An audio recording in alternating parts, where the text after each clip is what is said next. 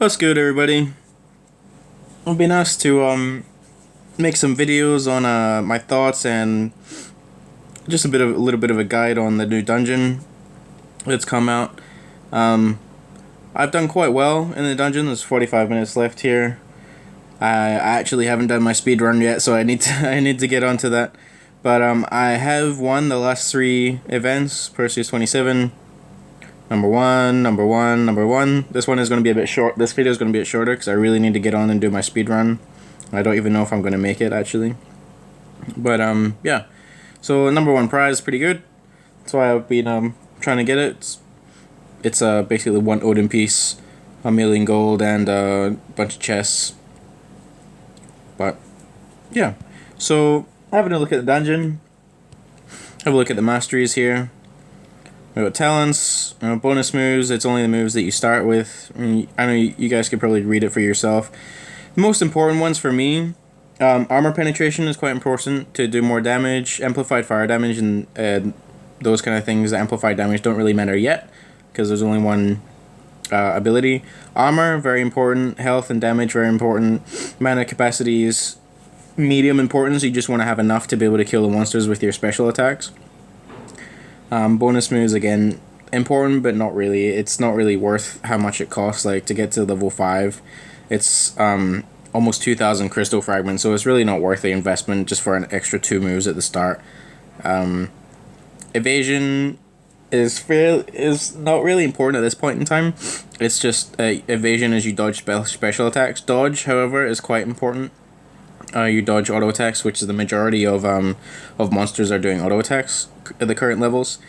It's the same as your monster skill tree. The rank 1 abilities aren't that great. So you can see 9 to 10 only gives 74 extra health, but level 2, however, I have 8 to 9 and it gives extra 100 health. So yeah, it's quite a lot better. It's marginally better. Oh, total bonus is 388, sorry. And on the number 2 is 326. So it's one level below and it's already higher. I haven't managed to get down to these yet. I don't really see much of a need. I would like some defense and power, but actually getting there is quite expensive, even considering what I've already spent on getting this tree done. Not really much to talk about in there. Power strike. The higher you go, the harder it hits, but the more mana it costs. So you don't want to go too high on this before you have a higher mana capacity. Otherwise, you're going to be stuck with one or two attacks if you go too high on this one. So it's a bit of a balance, and I'm interested to see what they come out with these one with. Interested to see what happened with the fireballs. I have noticed different types of crystals, like fire crystals and earth crystals, frost crystals. I'm presuming that's what's going to be used to level these up. But, who knows? I can't see what else they would be used for apart from that. Now, there's 2 things I believe... Well, Machine Zone can do anything they want, but there's 2 things I believe that they could do with this dungeon. It would be a good way for them to release Hero 60 gear. It would make all the money that's spent on getting these talents and the mana and all the keys and that, it would make it worth it to have Hero 60 gear.